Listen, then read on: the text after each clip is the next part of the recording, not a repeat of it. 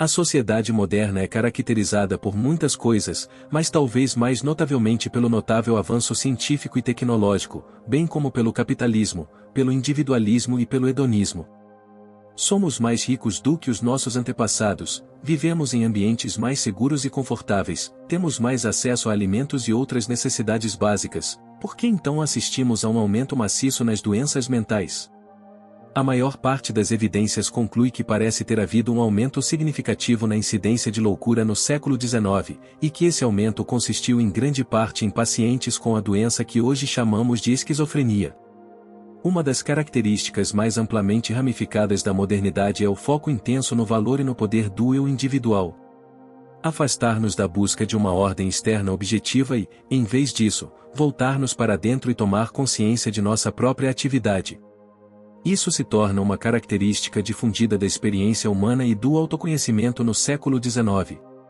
A cultura ocidental é dominada pelo individualismo, pelo subjetivismo e pelo relativismo, com o surgimento de um novo tipo de caráter que domina a nossa época, o homem psicológico ou que está empenhado na conquista da sua vida interior.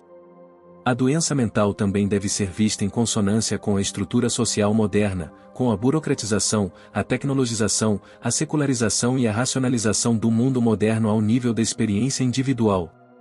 As condições da vida moderna, com as suas formas racionais de organização social, são mais complexas, conflitantes e exigem requisitos cognitivos potencialmente desorientadores. Embora haja uma ênfase na individualidade, é preciso também adaptar-se simultaneamente à evolução das necessidades da sociedade.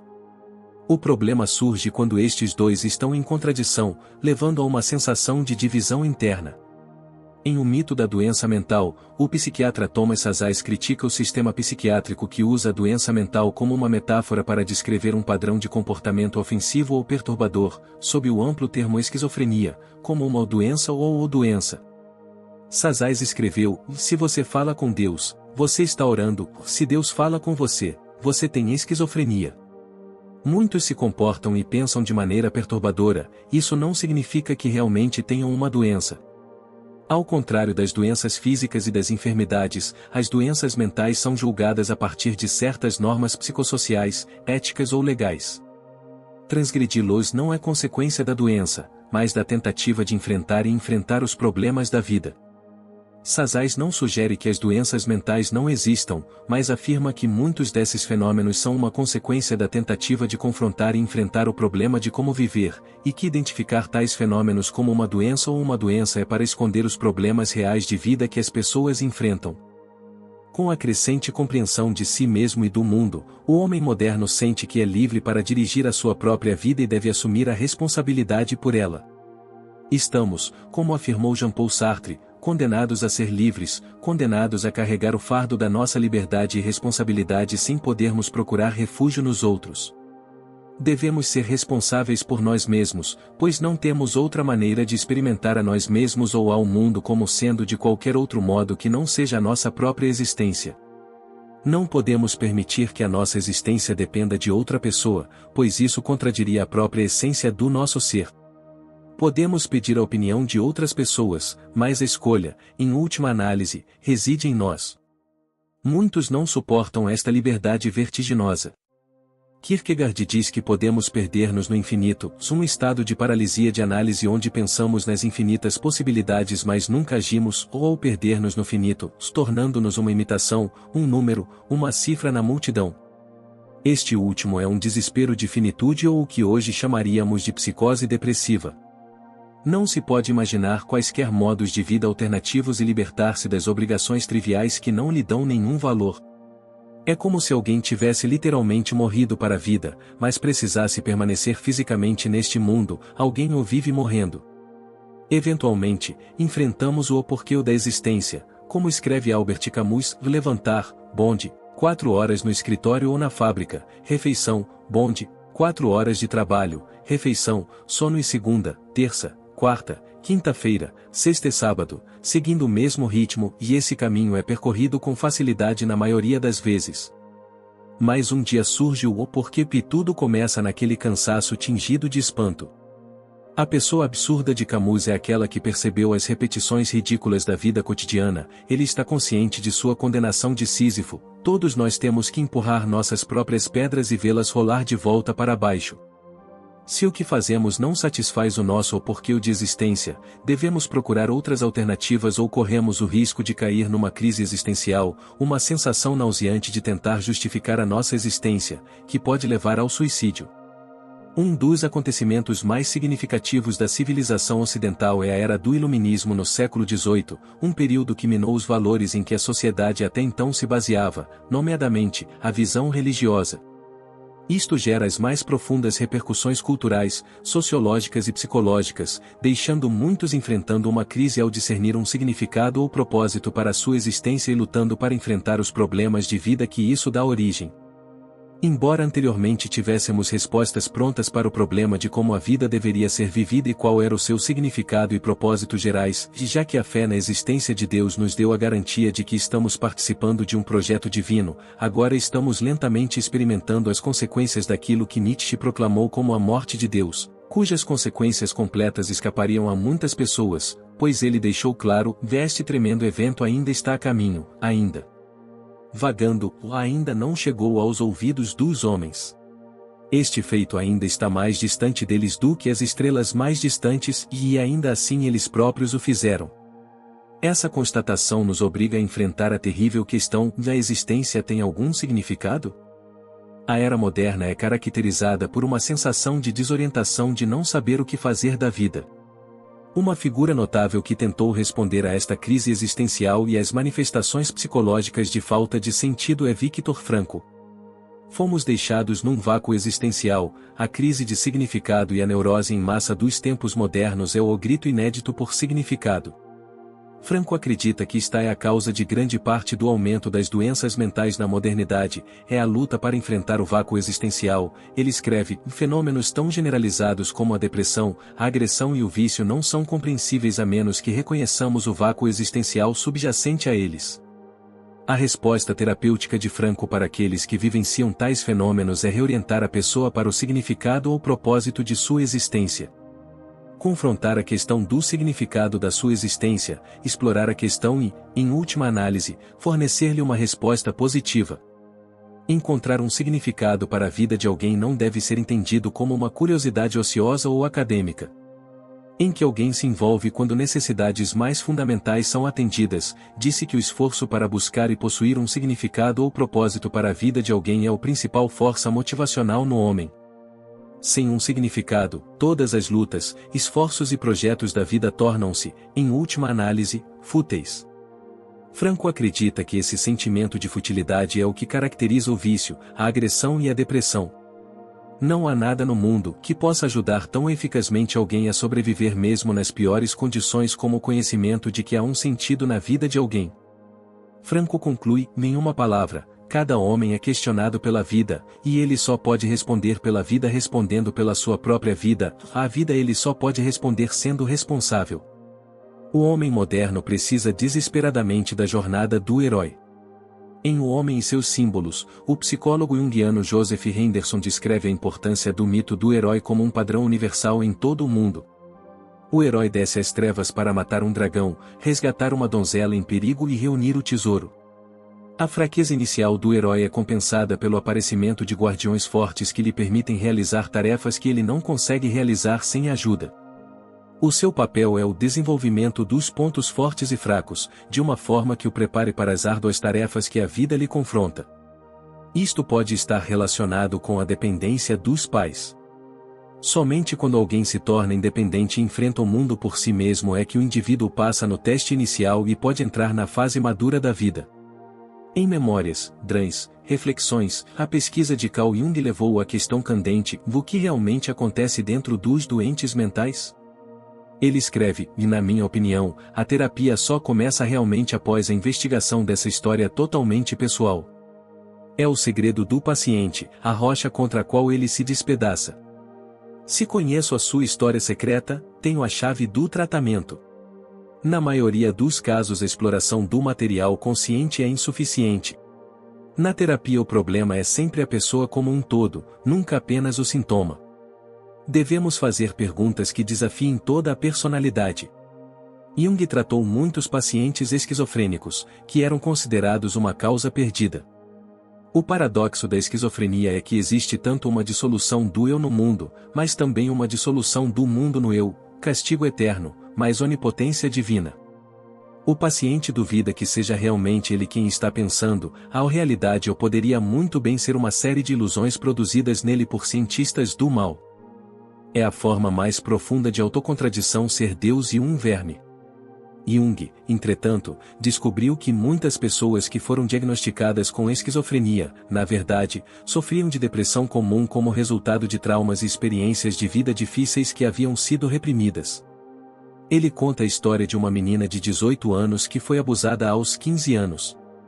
Ela recuou para o isolamento e se escondeu das pessoas.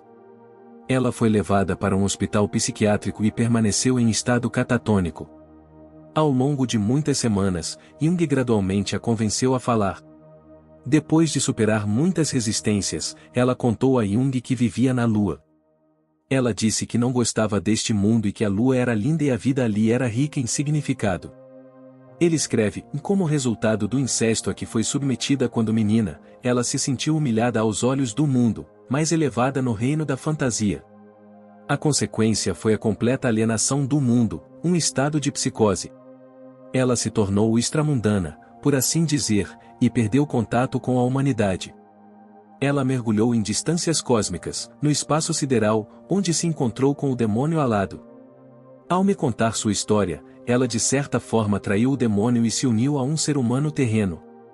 Depois disso, considerei os sofrimentos dos doentes mentais em uma luz diferente. Pois eu obtive uma visão da riqueza e da importância das experiências internas. Em seu livro O Tribo, Sebastian Junger argumenta que ao longo da história, os humanos tiveram um forte instinto de pertencer a pequenos grupos ou tribos. Essas tribos deram às pessoas um propósito e uma compreensão da vida. No entanto, esta ligação tribal foi obliterada na sociedade moderna. Durante as guerras com as tribos indígenas, muitos colonos europeus foram feitos prisioneiros e mantidos dentro das tribos. Depois de terem tido a oportunidade de escapar e regressar à sua sociedade moderna, muitos recusaram-se a fazê-lo, preferindo a sociedade primitiva à moderna. Pelo contrário, nenhum membro da tribo queria fugir para a sociedade moderna. Evoluímos geneticamente para viver em um grupo interdependente para sobreviver. E isso cria igualdade, pois todos desempenham um papel necessário na tribo. Trabalham 12 horas por semana para sobreviver, em contraste com a média de 40 horas por semana exigida por muitas sociedades ocidentalizadas. As tribos colaboram para a sobrevivência, todos os dias vão caçar e coletar e à noite voltam para compartilhar a comida. Muitas vezes as pessoas acreditam que a vida moderna com toda a sua tecnologia eficiente permitiu mais momentos de lazer. No entanto, exatamente o oposto é verdadeiro. A vida moderna é caracterizada por um ciclo desesperado de trabalho, obrigações financeiras e mais trabalho, sacrificando a liberdade pessoal. Poderíamos argumentar, no entanto, que a modernidade permitiu um sentimento de independência que o homem primitivo nunca poderia ter alcançado, levando a um sentimento de liberdade, mas também pode levar a um sentimento de alienação e depressão. Ainda não estamos geneticamente adaptados ao nosso ambiente, as enormes mudanças da agricultura e da revolução industrial mal começaram a afetar o nosso patrimônio genético. Por outras palavras, embora vivamos em sociedades mais complexas, ainda estamos programados para ser caçadores-coletores. Hoje, podemos estar rodeados por um grupo de pessoas e ainda assim nos sentirmos completamente sozinhos. Isso não é algo que experimentamos até recentemente. Estamos programados para pertencer a um grupo onde nos sentimos valorizados pelas nossas contribuições para ele e, sem um grupo, muitos caem numa sensação de falta de sentido. O sociólogo Emile Durkheim notou pela primeira vez os efeitos positivos da guerra na saúde mental. A taxa de suicídio, homicídios e internações em enfermarias psiquiátricas caíram.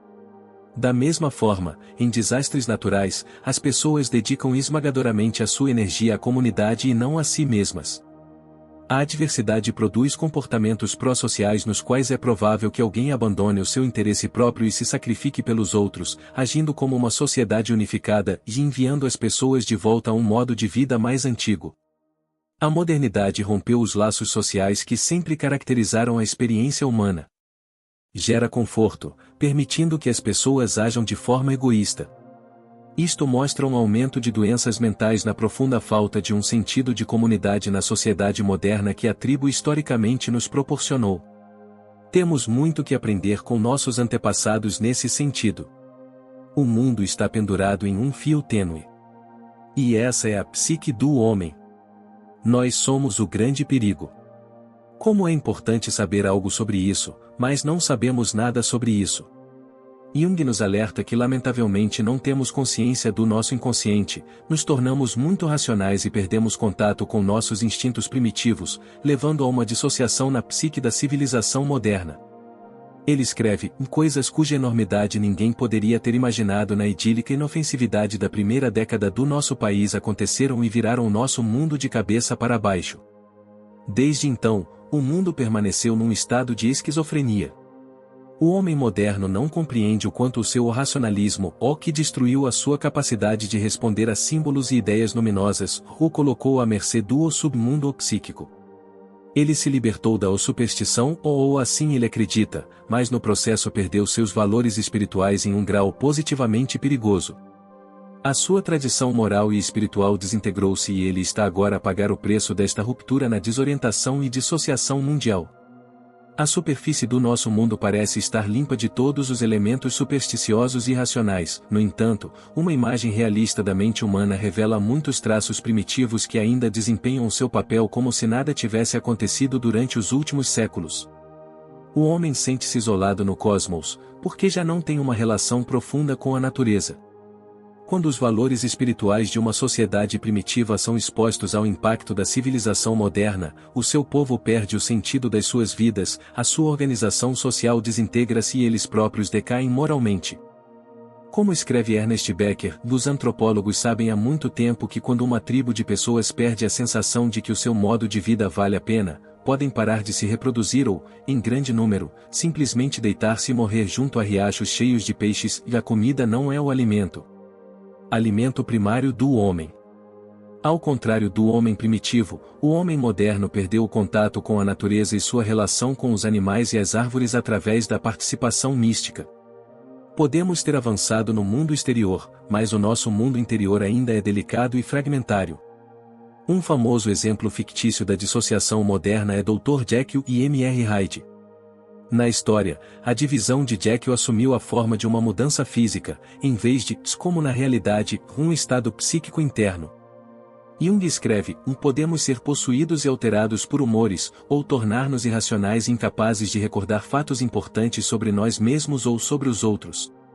Falamos sobre sermos capazes de nos controlar, mas o autocontrole é uma virtude rara e notável. Existe um mundo de diferença entre uma decisão consciente de separar e suprimir temporariamente uma parte da psique de alguém e uma condição em que isso acontece espontaneamente, sem o conhecimento ou consentimento da pessoa e até mesmo contra a sua intenção.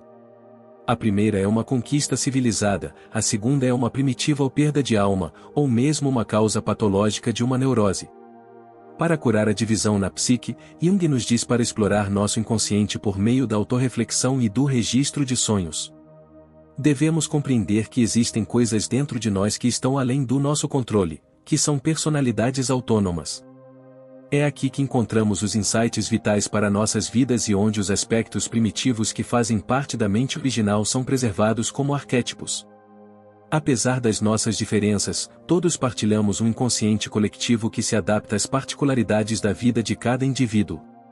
Temos estado tão ocupados com a questão do que pensamos que nos esquecemos completamente de perguntar o que a psique inconsciente pensa sobre nós. Espero que você tenha achado este vídeo valioso. Você pode ajudar a apoiar o canal tornando-se membro ou curtindo, comentando ou compartilhando o vídeo. Obrigado por assistir.